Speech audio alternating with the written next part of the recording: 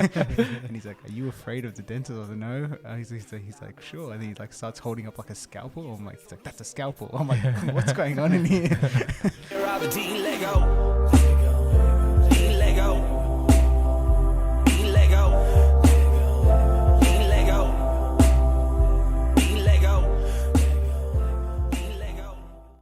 All right, guys, it's been a couple of months since we've all caught up.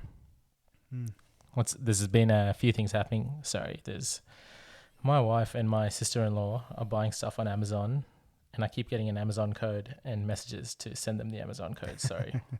That's pretty impressive. What do you know what they're buying? Stuff for the place in Hunter. Nice. But 3 months it's been, guys. In between, we've become B-grade celebrities. We'll go to that in a second, but one of us got married, Sarim. Congratulations to Sarim. It's been great. Congrats.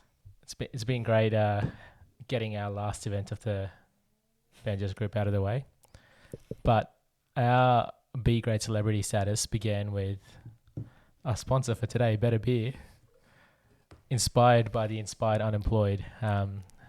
Ash, you got to know them quite well. In fact, they got to look at who you really are quite closely. How did that go, mate?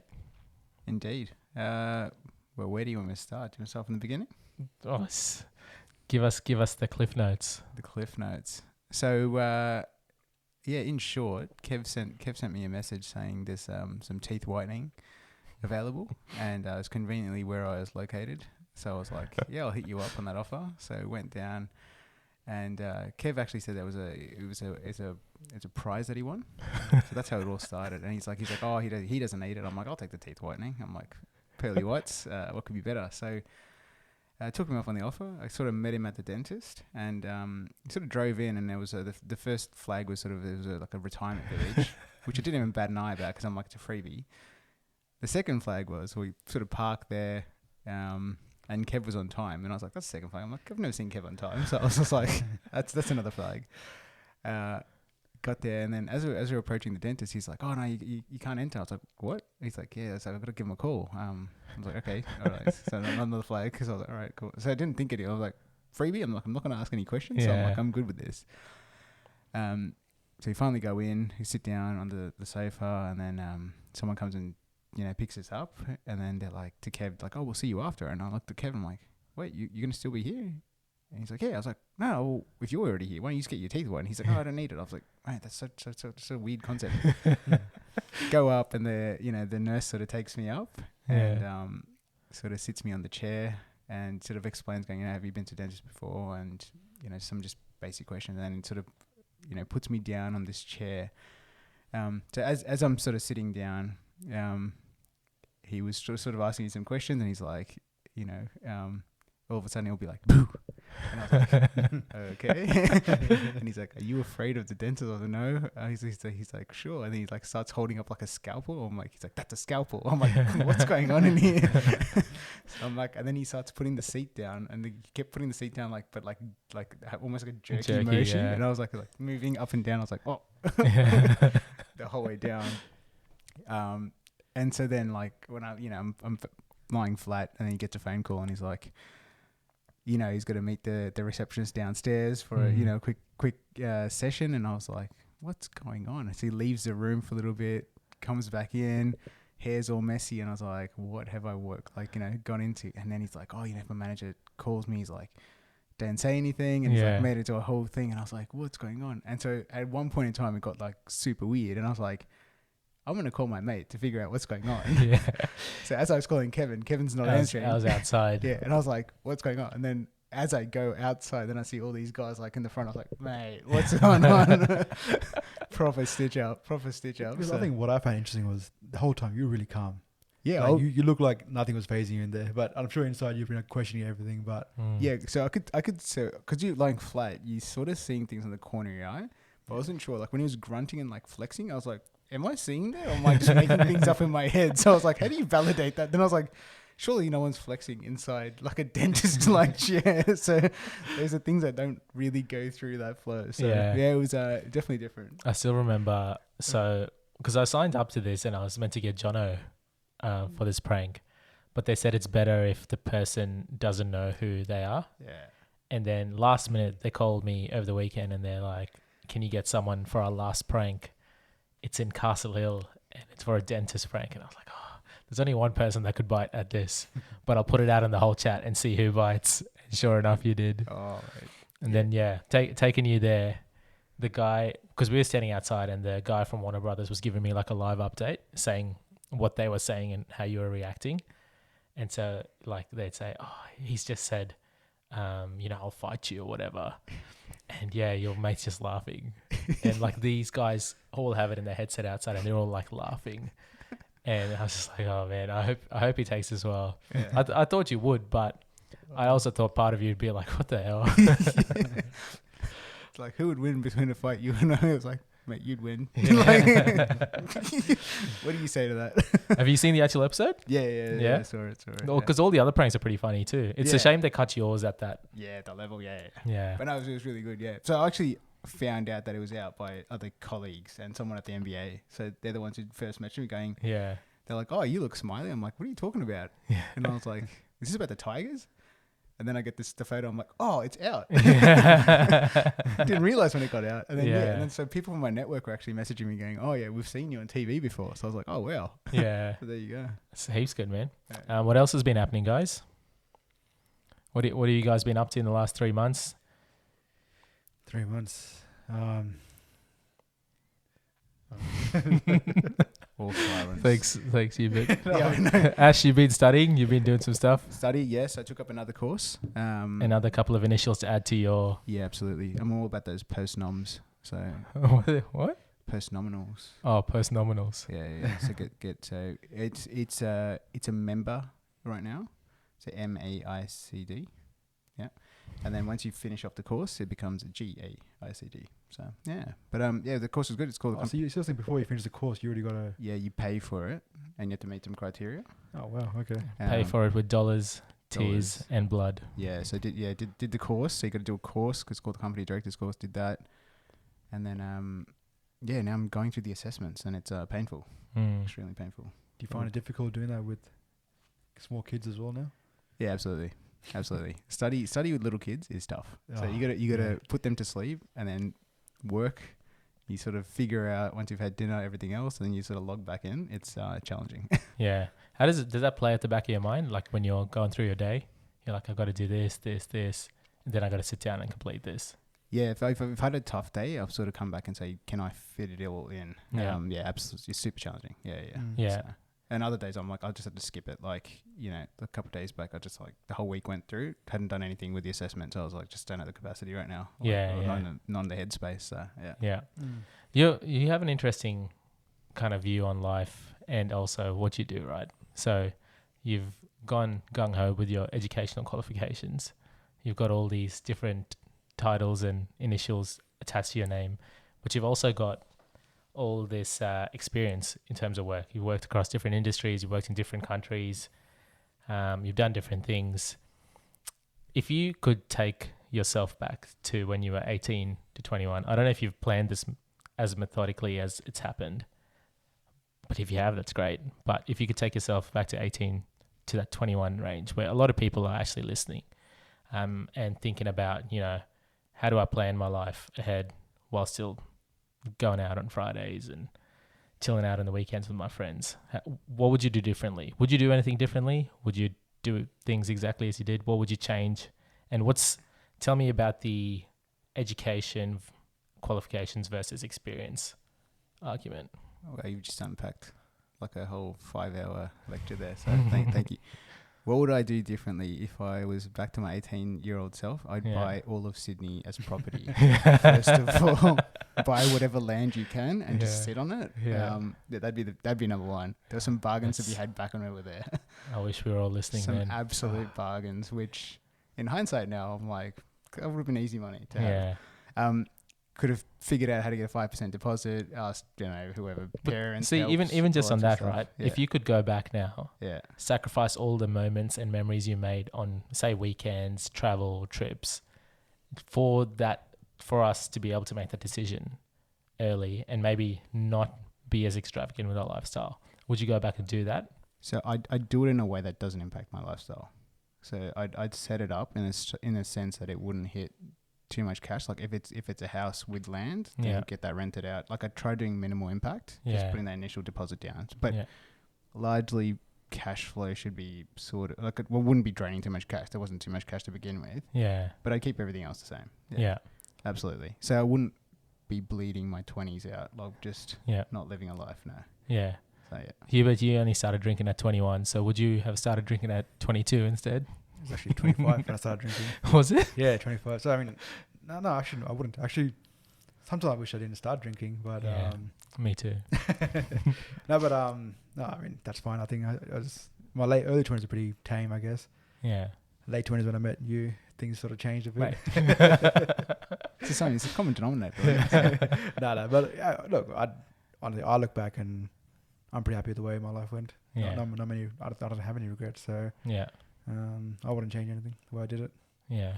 No regrets. Buy that house in Box Hill, just a whole piece of land, right? So I mean, in hindsight, like I agree with that. You know, if I knew what I knew back then, I'll be buying houses as well. But cool. Could have bought Tasmania at that place. $7.50. So back to this qualification education experience. Yeah.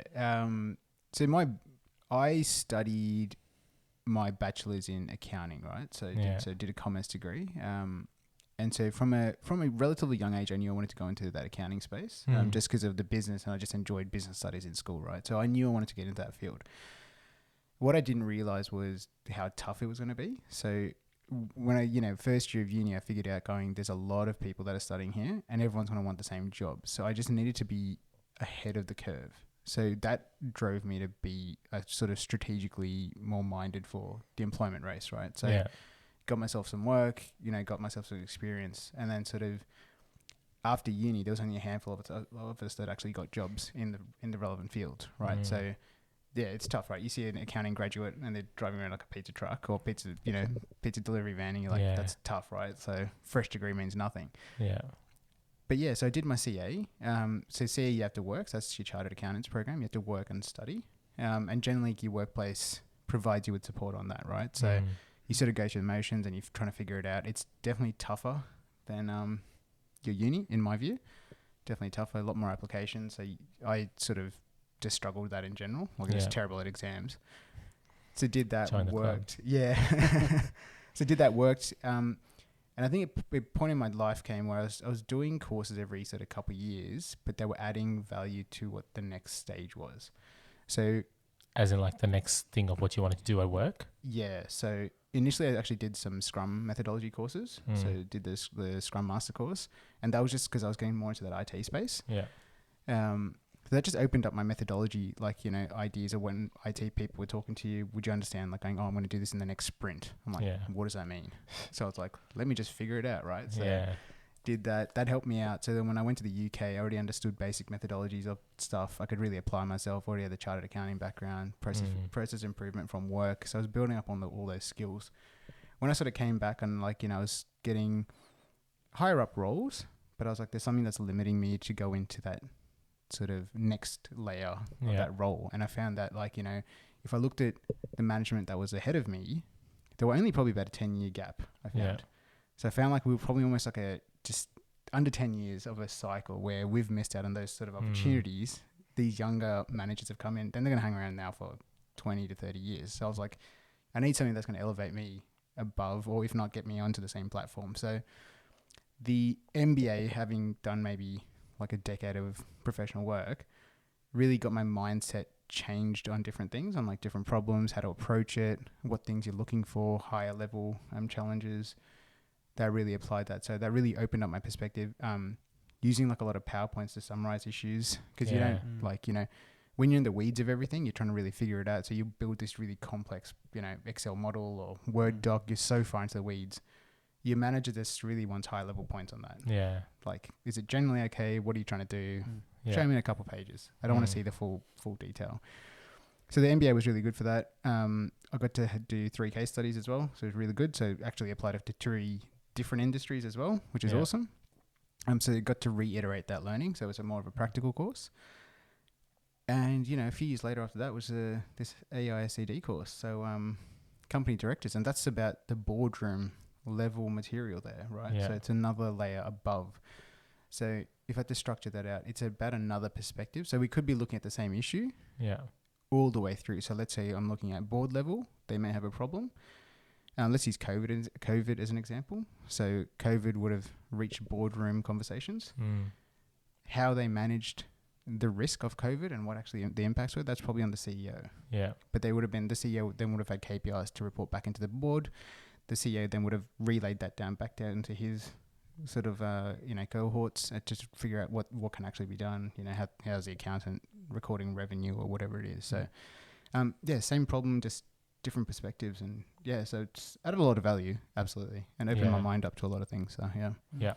Is that an aspiration, like to jump into a board role pretty quickly off the back of this? And can you? Yeah, you can. There's only a handful of criteria you need to do to become a board member. Yeah. But if you want to go into like a bigger company, you'd absolutely need to be a bit more seasoned. Yeah. Usually people start off with, a few not-for-profits and volunteer boards and then sort of work their way up. But yeah, I think I'd do that for the next phase. Yeah. Absolutely. Is there like a job board for board positions? There's or is that to seek? You can get taught out through your networks, as an example. There are job boards within the AICD about these board level positions as well. So within their own. Yeah, correct. So there's sort of like a higher level. It looks like there's specific postings for board advertisements, and you sort of pay that on top of your membership fee. So Nice. yeah, absolutely. How much power do boards have? Heaps. Is that differ across different companies? Yeah. Because what's the purpose of a board? Is that just to keep the CEO accountable? That's a portion of it. Yeah, absolutely. The other parts are going to be, how is the company's strategy alignment? Perhaps look at risk. Yeah. Have a challenge management on whether those certain things that they're doing, does it align to their frameworks? Does it align to their risk strategy? Yeah, it's not about minimizing risk. It's about accepting what level of risk is tolerant for the company. Yeah. How much they want to take, and then does it fit into their overall strategy and alignment? So, CEO planning, who's sort of succession planning. That's also part of their remit as well, right? So, yeah. But you're effectively a conduit for the shareholders. Yeah. So yeah, and you've got your own fiduciary duties and all that sort of stuff. So yeah. So have you guys been following the OpenAI saga with the board sacking the founder / CEO? Parts of it, yeah, absolutely. Yeah. So I think I saw more the back end of it where he already got fired. Yeah. What wasn't clear for me was the decisions leading up to it. What did you think yourself on that? I think that was published, was it? The reason why he was fired? They didn't publish reasons, but there's speculation about what it was. So some are saying it could be a power play. Some are saying it's because Sam Altman deferred and took the company in a direction away from their not-for-profit strategy, which is kind of weird because the company set up a bit strangely. They're a not-for-profit company, but they've got an arm of profitability that Microsoft has invested in. And some are saying it's because of this discovery of artificial general intelligence, which was going at a rapid rate, a rate more rapid than they wanted, without putting governance and stuff like that onto it. So let's use that as an example.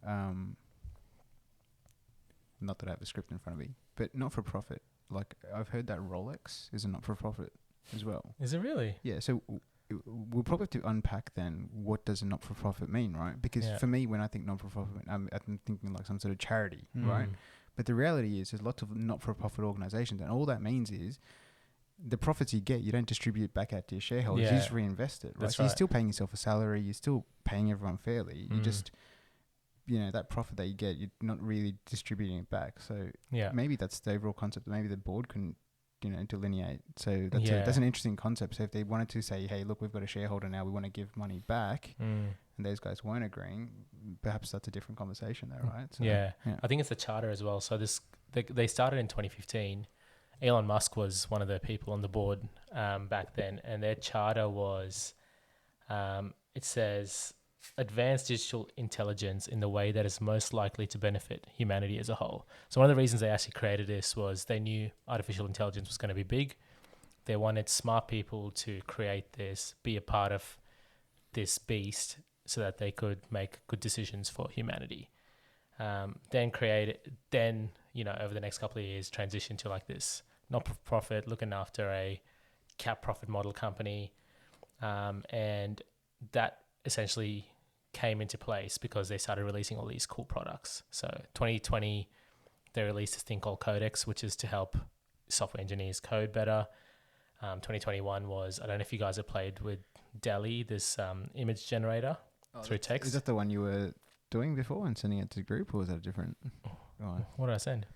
Different pictures of yourself. Yeah, picture yourself. That came up Different on my Oh, that wasn't DALL-E. That was another image generator. But this is So meant to be. you type in saying like I want a picture with coffee and coffee beans. Yeah, and that would yeah. then spit out an image of that based on your text wording line. That's right. That's pretty cool, actually. And it's Okay. actually like they've now implemented into Photoshop. Canva's got it as well, because I can take a photo of Hubert, and Hubert might have someone next to him, and I can just highlight that thing and say, make that a tiger, and it'll create that and make it a tiger. So it's like really, really intuitive with that. But then change the game, right? So. Exactly. And then 2022, ChatGPT came out. And so all of this stuff became very accelerated in terms of, they were a not-for-profit, became for-profit. Microsoft started investing in them. And that's where, so I think a week or two ago, Sam Altman came out and did this Developers Day and announced all this stuff. And they reckon that's what pissed off the board, because they were like, well, they weren't across it. Which is my question. Does the board have to be across every single thing? No. So the board, they're a level above. So you really think of them like a sort of a helicopter view of everything. They're not management. They're not doing the day-to-day ops of the business, right? So their purpose isn't to be controlling what management's doing. Yeah. Their purpose is really to be accountable to shareholders, looking at like the CEO, seeing succession planning, but also looking at risk and strategy. So if decisions need to be brought up to the board, absolutely. But if everything's largely in line, I wouldn't see any challenge with that. Look, let's say it's a brand new stream of something. Maybe you need a board approval. Maybe that was the correct way of doing it, but really it's company by company, policy by policy. No, I was going to say that's the way I saw through this whole event was it's a bit like an ego play where the board sort of lost control of Sam. So it's sort of like, he's not listening to what we want. Their idea was where the company wants to go. Sam's got idea which way the company wants to go. I guess Sam's got, because he sort of created it, it's his baby, board lost control. And it's like, mate, you get out of here, because you're not doing what we want you to do. Yeah. That's what I saw it as. Yeah. And then next thing you know, there's all backlash with the staff and stuff. But I think the board got disbanded as well, didn't it? So I think it was one of those things where either you do it our way or your way, and then I guess Sam won in the end.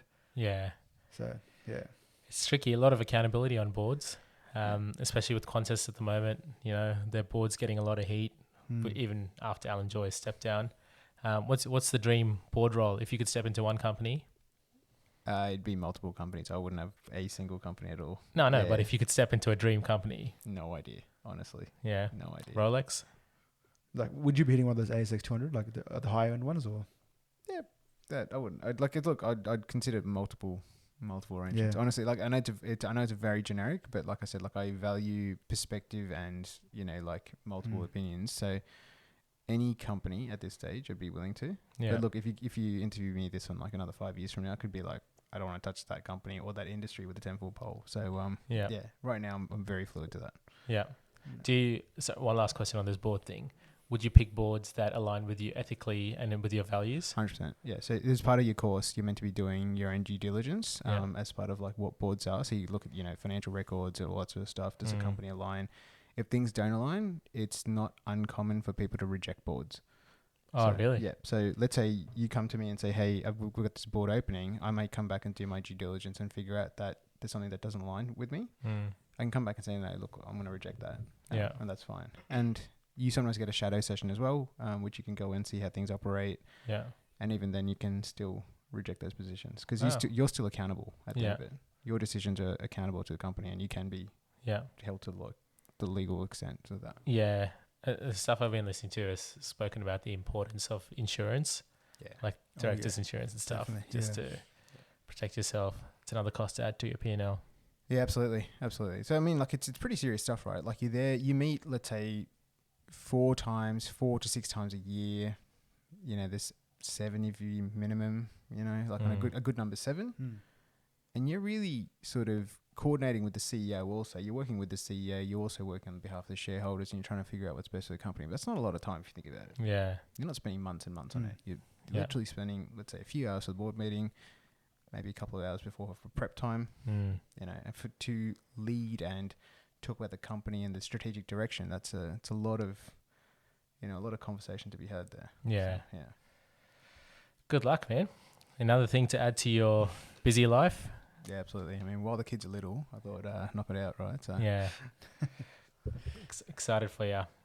Hubert, Park Cricket, brought to you by Park Cricket, now on Kayo Sports. We've had some memorable moments, some funny moments on the field. You've obviously led a lot of them as captain. What's one that stands out that now that we're not playing cricket, we can look back on and reminisce?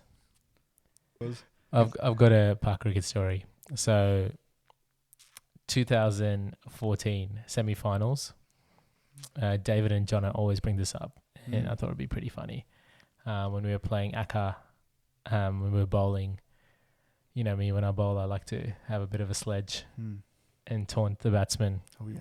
And so I sledged and taunted the batsman. I bowled a couple of balls. He kept playing and missing, and I asked him if he wanted me to speed it up, basically getting under his skin. I knew this guy was the opening bowler, but, you know, you're trying to get him out, trying to get them back in the sheds early. So pisses him off. He gets out. I don't think I got him out. Someone else got him out.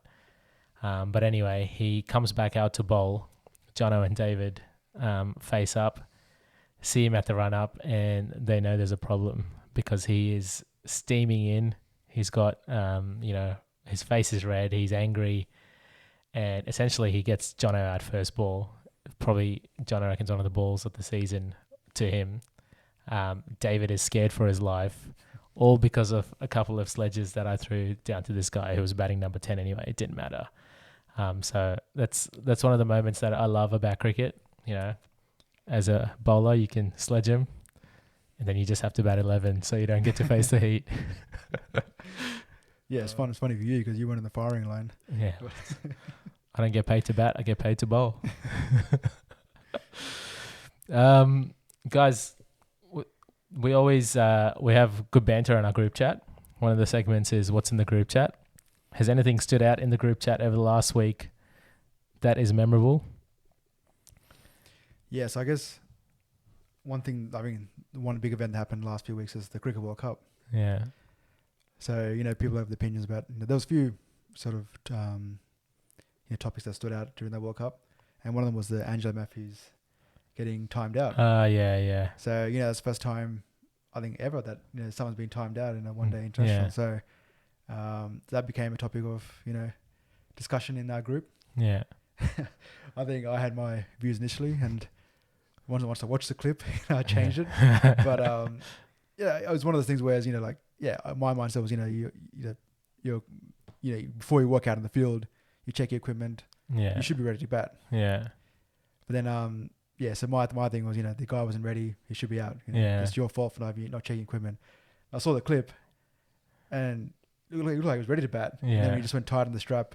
The helmet strap falls off. That's right. Yeah. And then, so I guess I think when just umpire just missed that part of it, and gave it out. But it is one of those grey areas. I think it's like, you know, you can argue that it was correct dismissal. Yeah. But at the same time, I don't think it probably should have been. But yeah. So that's one topic that sort of came up, and there's a bit of heated discussion in that group. Yeah. Well, I don't think there was any heat about it. I think it was just it was just me being on the everyone was calling him a cheat, and you were standing up for it. Was it rules are rules? Yeah. And then the next day it's like, actually, I agree. Well, yeah, look, I wouldn't say cheat. He, you know, by the rules, it's fair enough. He asked the question, is that out? And it's up to umpires to judge it. So I don't think he asked a question. I don't blame the Bangladesh captain for doing that. Yeah. Well, So I think he's a cheat. Nah, I wouldn't say cheat. When you're in a World Cup scenario, would 100%. you not use anything in your arsenal? I That's would. probably the question. No, I mean, maybe when I was 18, I would, but the more of an adult you become, you realize that life is bigger than big World Cup moments. Nah. Well, I mean, Especially in situations like that, like there questions of spirit of cricket, there's ethics, there's all this stuff, and the umpires have to make a decision because those are the rules. would you So it's on the other team to be. But then that's like, so you when you're pilling for an LBW when it's clear not LBW, Yeah. are you playing the spirit of cricket? You ask the question to umpire. The umpire's saying, is it out or not? Yeah. I mean, So but this is a clear contravention of the spirit of cricket.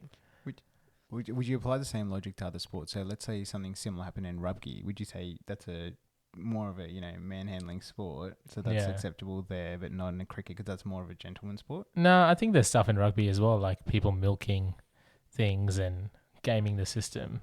I think gaming the system is different. It's like in DRS and cricket as well. People know how to get around the rules. But this is clearly like, you're going to get an advantage by something that isn't what the rule was created for. So, I don't know. Everyone has their own thoughts. Yeah. I think he's a cheat, but in my mind, you're there to win cricket matches. yeah, You play, you exploit the rules, and look, you said in all sports, you exploit the rules as much as you can. yeah, you do. And you're there to win. Yeah, That's what you're there for. yeah, But yeah, at the same time, like with Kev's view, it's a World Cup stage. You'd want a tough match. Like you want a proper match, right? You don't want to have this like little, like it might be a win for the Bangladesh. Like it's not for the End of the day, you're holding that trophy. Who cares, man? They weren't well, clearly. this is the worst part about it. Bangladesh were going nowhere. Yeah. They were knocked out. It was a meaningless game. Like, you sure they might have scraped into 6th or 5th or something, but it was meaningless for them. This guy is going to inspire hundreds of thousands of kids, and Angela Mathers was averaging like 7 in the tournament. So there was so much against this that it just made no sense, and it just brought out his character. So anyway, good chat about the WhatsApp, Hubert. We'll end it there, and catch you all next episode. All right, take care.